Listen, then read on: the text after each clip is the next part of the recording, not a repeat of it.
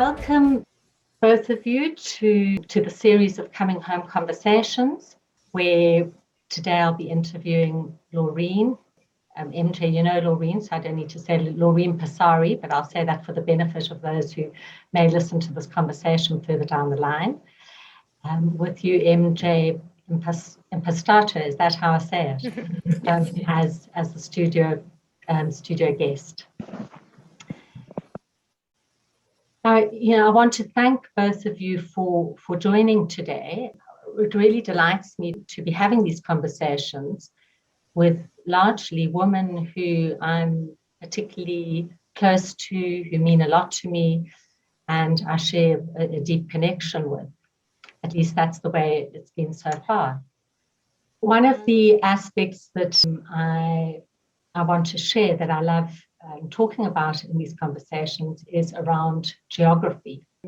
Just reflecting on where we are, and I know that the two of you probably know where each other is. MJ, I had to do a little bit of looking at a map too of the US to get a clearer picture of where you're based. But essentially, the two of you are on the east side of the US.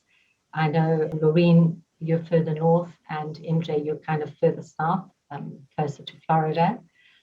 And then myself here in South Africa, and on the southern tip of Africa. So as I was reflecting on our geography, I was thinking sometimes we're more broadly spread in these conversations, but right now we have these 2 points that are joined, a direct line in humanity reaching from southern Africa across to the east coast of the US.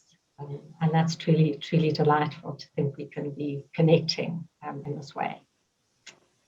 Yeah, that's beautiful. All right, so I'm going to start by reading a poem. It's a poem called Homecoming.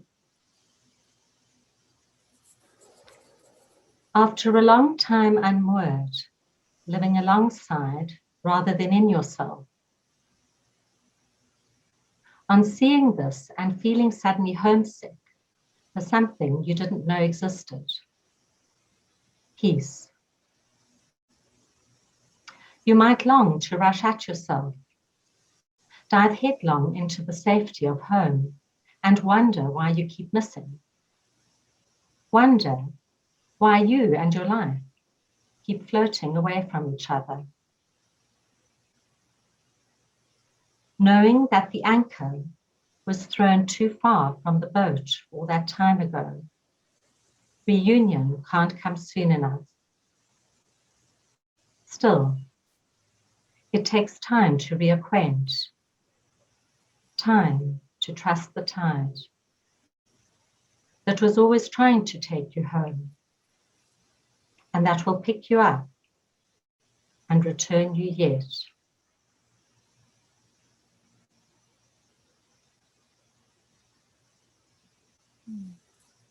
It's beautiful. Yeah, that was beautiful. I can relate.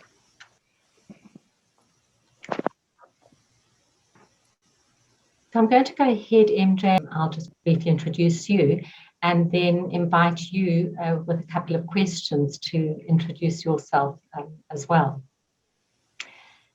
So MJ, I was reflecting on the connection that we have and where along the way we came into each other's lives. And essentially, the deepest connection we share is a community that we belong to together, with Laurine, in fact, as well. And when I look a bit deeper, there are other connections, other communities as well, where there's an overlap in the people that we know and we share together. So welcome to this conversation.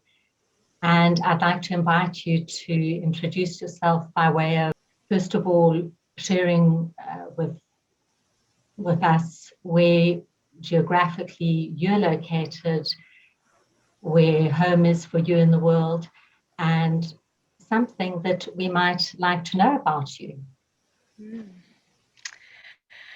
All right. I am located just outside of Atlanta, Georgia, which is in the southeast of the United States. I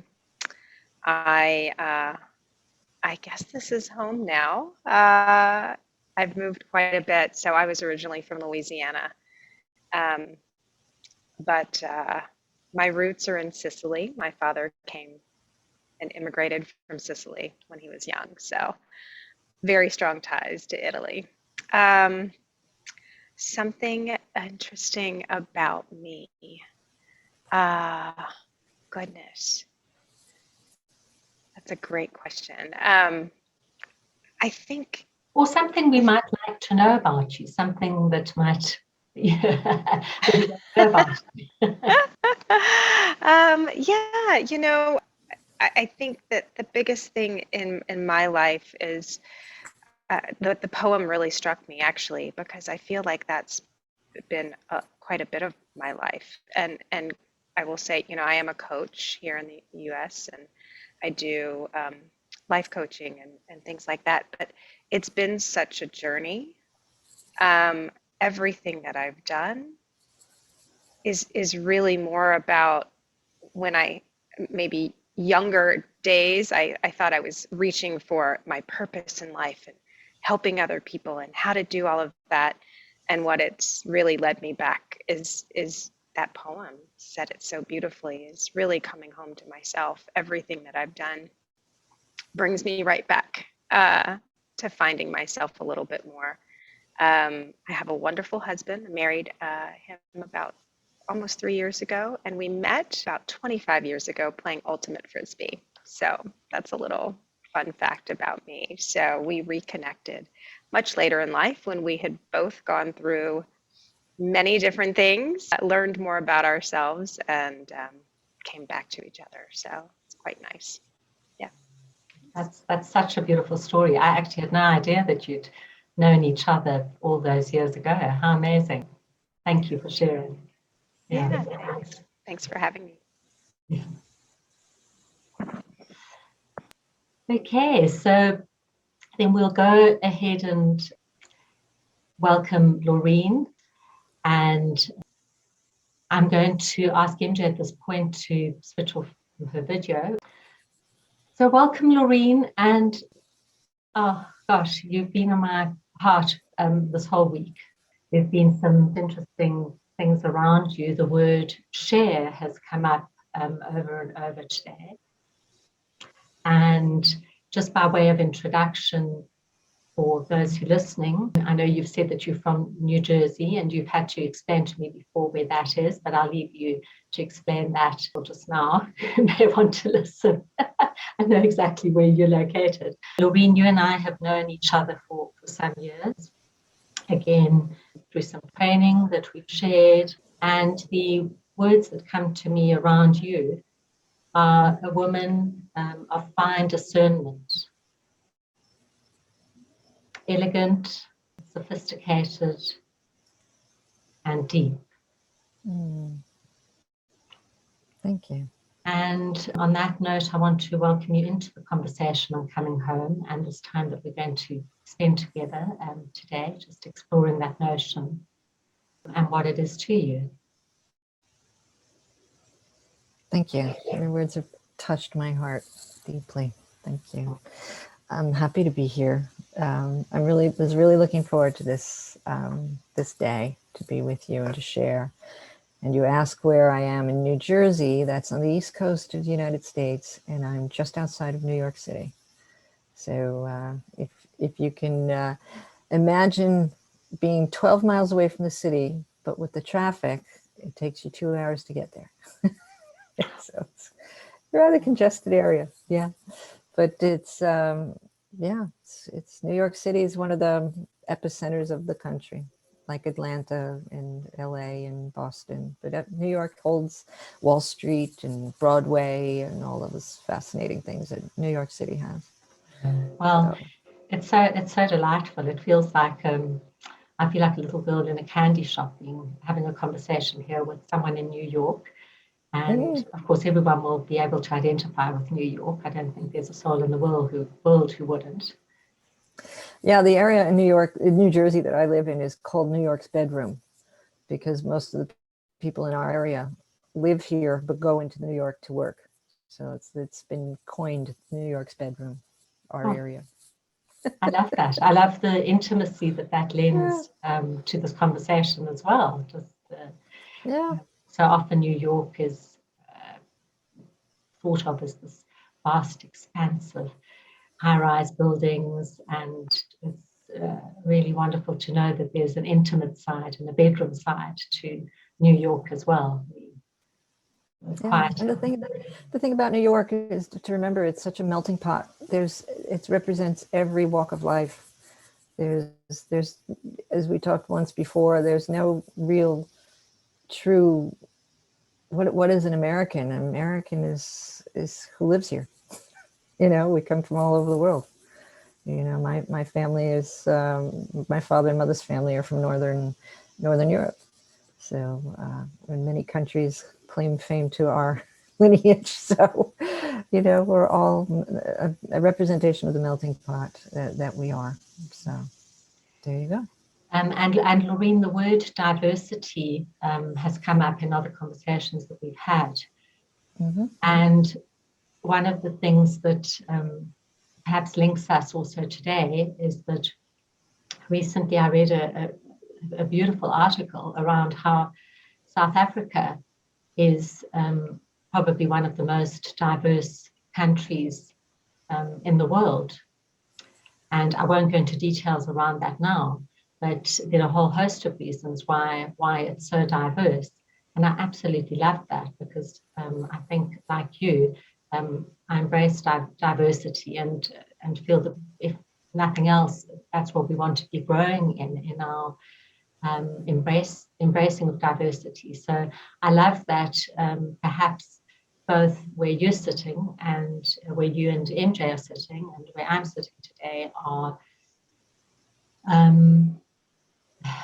epicenters or two powerful epicenters of diversity in the world. Well, the whole country is pretty, really, if you really think about it, we are a country of immigrants. So my next door neighbor on either side will be from different backgrounds, you know, and that's really lovely. Mm. It really is. So, Laurine, again with the conversation around coming home, Mm-hmm. there's quite a lot that I know you've shared before that in terms of physical location, you haven't moved around in terms of living in many different places. Perhaps you want to talk a bit about that before we go into branch into different things, what that means to you. That's a beautiful question.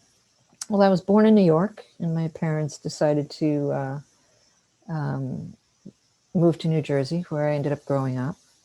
And as you say that, I'm realizing my entire extended family is from either New York or New Jersey or upstate New York. New York's huge. It's very massive state.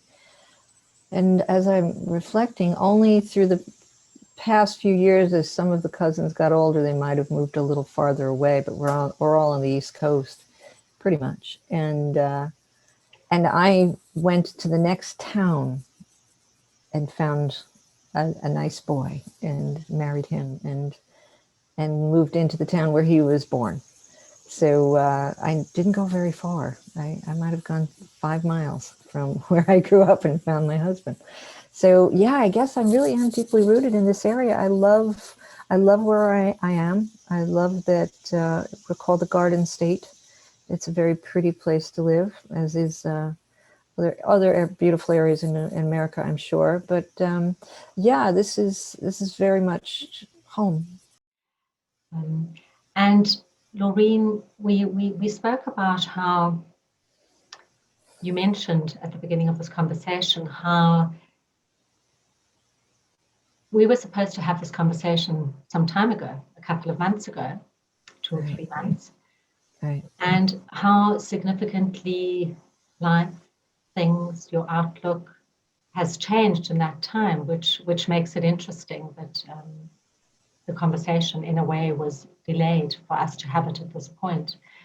Yeah. And I know that you've been through some, very, very tender stuff which we don't necessarily have to share around unless you'd wish to, but I know that you had a loss in the family that has dramatically changed kind of, in a way, your personal trajectory in terms of how you feel about your life. And I know that home for you is more than your physical location. And perhaps, could you share a little bit around that, whatever you'd like to share, whatever's on your heart to share today? Oh, happy to. In fact, even the statement of coming home to me a few months ago meant coming home to family, coming home to what's familiar. Home is a soft place to fall. You know, when you need to go home or come home or be home. It had that kind of emotional reaction from me when one would say, come home. But since the loss of my niece, who decided to take her life, which evoked an enormous amount of different emotions from all of us, of course, but as in hindsight now, it's been a few months, I can see the roller coaster of emotions that I've gone through, the ups, the downs, the shock, the utmost shock, and then the grief, and then the judgment and the anger and the guilt, and then back and forth from one to the other, from one to the other, from one to the other, until I was able to put it into a little bit better perspective as I'm dealing with my own grief and forgiving myself for all those different emotions, forgiving her for taking her life, and how she decided to do it was so shocking and so horrific that it added to the shock. But as I'm processing it all, I'm coming to realize that it's a reflection of my own self. It's a time, it's kind of like a time to really look at my own life. And you know, I'm much older than she was, of course, but I feel very much inspired to do more, be more, and get moving with more passion, and use the emotions of love and excitement about what matters and what's important. And as I think back on this beautiful subject of coming home, what's changed for me about that is coming home means coming home to love, coming home to self, coming home to spirit, soul. Who am I? Who do I want to be? Who am I in my heart? And the answer really is, it's coming home to love. Coming home is coming home to love. And that's, I think, coming home to family and home and all of that is still beautiful and still very much a part of me. But now it's gone deeper, and it's gone more simple and more pure, of just coming home to love and compassion and self, and the deepest part of self, your own soul. And that's what I've learned in this short journey of losing my niece, Diana. And Laurine, I'm sure that maybe there's still some sort of numbness. I mean, it's still something fresh for you, and perhaps some numbness around that, I would imagine, which I imagine is a bit like a nature's plaster, a way of protecting the heart, perhaps, from being too traumatized or... Well, that's been part of the journey. It's more of opening the heart, even through the trauma. It's the opening of the heart. Closing of the heart is the anger and the judgment. That's when the heart goes closed. Mm. And that's the journey of coming home, is to the opening of the heart, even through the pain, all the more to open the heart, to love her even more, and to realize I didn't understand what she was going through. and just loving that part of her instead of being angry at what went wrong and why couldn't we have done this and what could have been different. It's okay, I love you anyway. And as you said, by extension, loving yourself and accepting yourself with all those emotions, even the ones that are hard and bitter to swallow. Yeah, because the judgment doesn't get you too far. And it brings you in the wrong direction. And it's so easy to go there. It's so easy to go. It's a bit of a paradox that in a way you're allowing the judgment. Yeah. And to give the judgment its place. Yeah, exactly. So it's more about compassion and understanding and trying to understand what you can't understand, and just kind of accept. Yeah. It's beautiful. It's been a journey. So with the thought of acceptance, and I think this is going to resonate for the three of us here, MJ, who's also listening in, who perhaps share, maybe, I don't know about you, but you've brought up the term before, mental health, and this is even, I know before this happened to your niece, and for some reason that's a word that's also coming out today around mental health, and maybe it's some contribution to someone who'll be listening to this conversation to just open that up as an envelope as well of how much people, and as I say, it seems that it's been highlighted further in your life with your particular circumstances, how much mental health is a struggle for so many people. Exactly. And we've all learned, as we've tried to put the pieces of the puzzle together, how much she suffered, but she didn't share with all of us. She only shared. And this is where the word judgment comes in so profoundly, because as we can see in retrospect, she shared parts of herself with those who wouldn't judge her. There's where she felt the safety. And those who would judge or call her out, she didn't share. Those who would be honest and strong, she faded away from.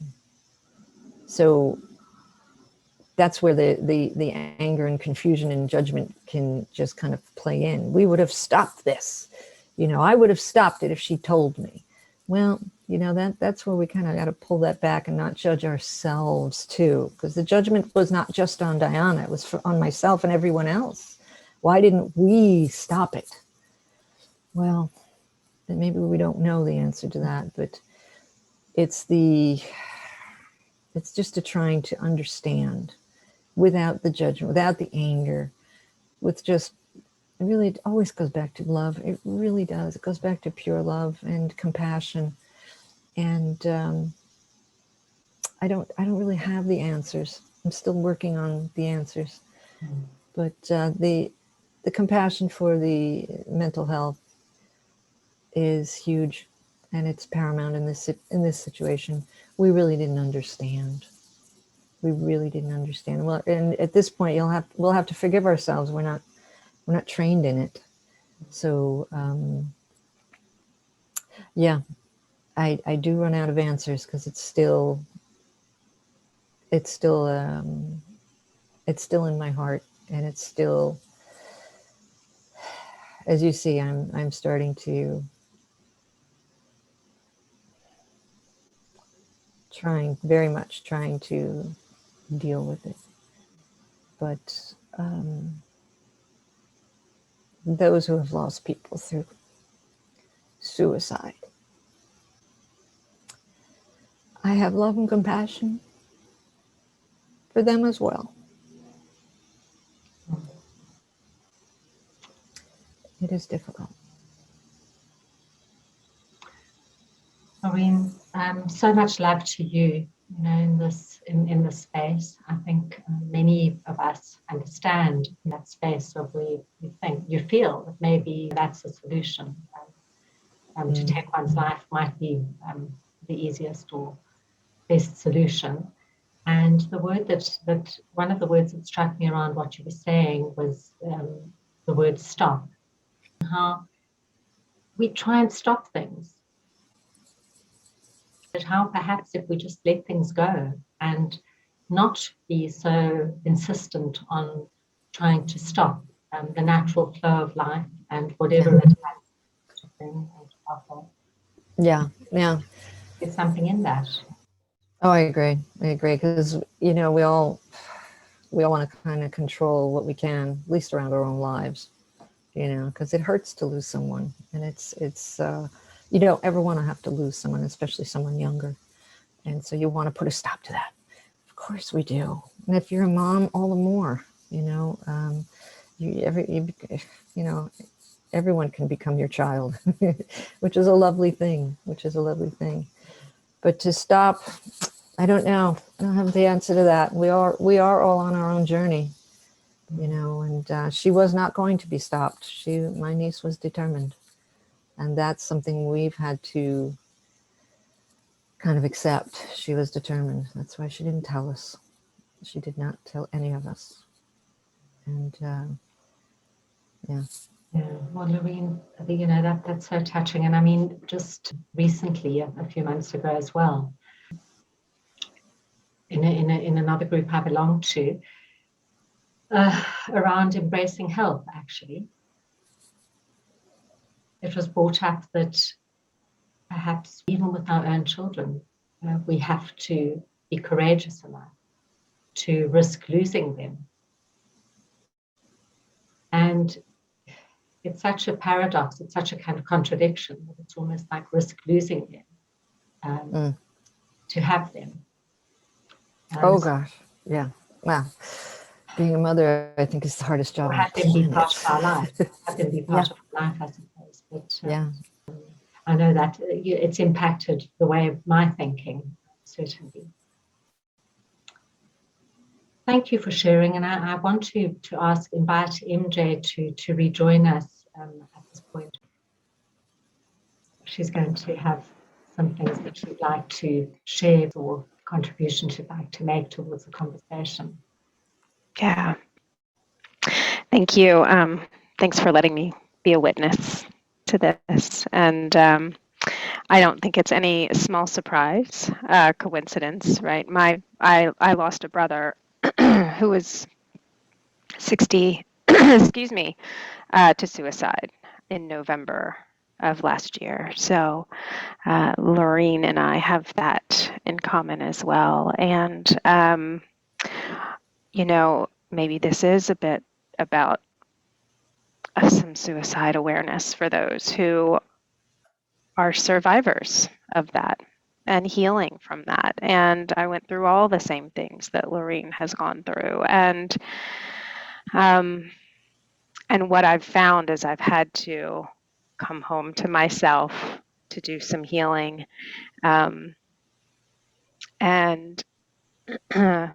forgive not only my brother, but also the family at large, myself, for a myriad of things. And I really did try to help him quite a bit with a healthy boundary, because I can't stop him. I knew I couldn't stop him. I had reached out for a very long time, and he wouldn't answer text, he wouldn't answer the phone calls, things like that. And so that's a hard thing. That's where my anger at first came up. Like, why didn't you just accept some help, right? But he struggled. He struggled for most of his life, and it was very difficult. And I pray that he's at peace, and our family is finding some peace now. More than anything, it is a ripple effect in my life and in his children's lives and in the rest of our family to really, I I would say many of us have actually sought therapy, which probably was a good thing regardless, right? To kind of loop it back to some mental health awareness, like really focusing on seeking the help that we each individually need. So I'm with you, Laurine. And yeah, grief, we all know grieving is a process and it's not linear. It bounces around and comes back. But I think the biggest thing I've found is to your point, like really coming home to myself in that instead of staying in the anger, staying out there has been really helpful. So yeah, grateful to And be here. are there ways, thank you, MJ, for sharing around that? I mean, I am aware of what, that you've been through this. I can't imagine what it must be like. I know it's not been easy for you. And I'm wondering whether you have something perhaps to offer Laurine by way of an acknowledgement or some feedback on her situation. Yeah, I mean, you're going to feel what you're going to feel. So I know I had a lot of people say, "Oh, don't feel guilty." Don't, it's like, well, no, you're going to feel what you are going to feel. I just invite you to anybody out there to kind of look beyond that feeling and come back to yourself. It's opened up quite a bit of for me personally, I had some health things come up from it. It was like the stress on the psyche started exhibiting in my physical body.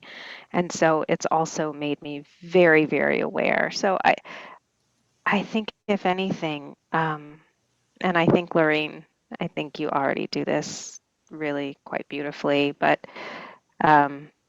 staying focused on self, and that's not a selfish thing. It's we put our oxygen mask on before we can help others, because there are other people in your family that are going to rely on you, and I've had that as well, but I really had to do the work on myself. And like you already said, like really pouring in a lot of love and a lot of forgiveness. And I think that was the lesson that my brother passed on to me, right? Is learn from me. I couldn't open my heart, as you said, to that love and forgiveness for myself. And so that was the message I got loud and clear, is that we each individually need to do that. And I know that is, I see that in you. You are sort of emblematic of that for the rest of us. Like my heart opens when I see you. And so, yeah, I want that for you as well. Thank you. Mm-hmm. Thank you for that, MJ, and about putting that oxygen mask on ourselves. I mean, that's a life lesson for everyone and anyone. And it's a journey, I guess. It's not something we can do it in small tranches. Other times we don't, and what have you. So, Laurine, is there anything you'd like to share in closing? Thank you for inviting me to be here, and I thank you for allowing me to share about my niece, which has been a profound impact on our family, and the learning journey that she provided from her transition. And I'm sure it's going to be a lifelong journey for those of us who have survived a suicide. But I'm also, what's coming up for me is the learning to let her go. Mm.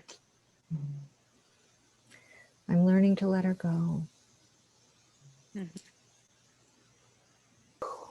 Sure.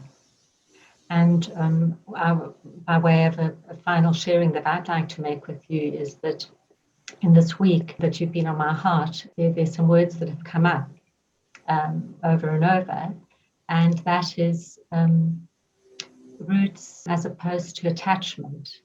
Mm. Very profound. Very, very profound. What are we rooted into? Where are we rooted? How are we rooted? Is so different from an attachment. To be rooted in our values, to be rooted in love and compassion is, gosh, is that what's needed in this world right now? To be rooted in your own values and love and compassion for everybody, for those who struggle, for those who succeed, for those who are. And perhaps also for knowing that your roots are your roots, and your family and your ancestry, those will always be with you. Nothing Yes. can take that away. Those roots are what ground you. Yes. And the attachment part is what we can let go of what our expectation is, or our expectation was, or what we felt it is or should be. Yeah. And even in reference to, it came up to me in reference to physical location, but it applies both to our hearts and to our physical location, that we need to be deeply rooted in a place, or in something that we call home, and yet with the detachment of knowing that that can change, and that the outer, could it be location, even of where we find ourselves, might change, but that doesn't mean that we aren't deeply rooted to where we are. I think our roots really go to within ourselves. We are home. It's, wherever we are, we create home. And again, I keep repeating it, but we create home through love and compassion. Mm-hmm. That's it.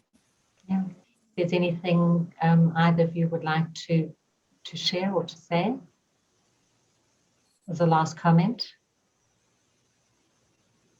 I'm grateful to be here. Thank you. To be in the presence of such beautiful, loving women. And thank you for letting me share my niece with you.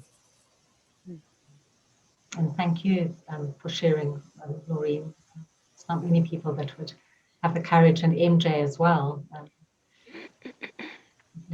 You both have, in that sense, parallel stories in your hearts and journeys. We're all connected, aren't we? MJ, is there anything you'd like to say as some final words? Thank you for creating this. Thank you for creating community and connection. I think it's so incredibly important. And I know the three of us are already connected, but I'm looking forward to what you're doing and to being a part of it moving forward. More connection. I see those points across the globe, the points of light, and we all connect. It's a beautiful thing that you're doing. So thank you. Thank you, MJ. Mm-hmm. So what I'll just want to share a few things before we close. Just again, really to say first that I trust that there's been something new awoken, touched in us today, and in those that it's going to touch. These conversations have ripples that go much further than this physical space that we find ourselves in. And also to share that in a way we've created through this conversation today a home, another home, place, even if it's for this hour, that we can call home. And for me, it's through the organization Makeda, which means Queen of Africa. She was known as the Queen of Africa, also known as the Queen of Sheba, who went to visit Solomon. And I host one or two of these conversations on average a month, and generally we'll share it on a YouTube conversation that I've started as well. It's called Conversations with Guiomar. So I'd like to invite you to, if you would like to listen to the conversation there, you can invite friends who might want to listen to it too, and the other conversations are there as well. There's some beautiful conversations at the moment. So with that, I just want to invite all of us to say our goodbyes. Thank you. It was a pleasure to be here. Same. Love and light.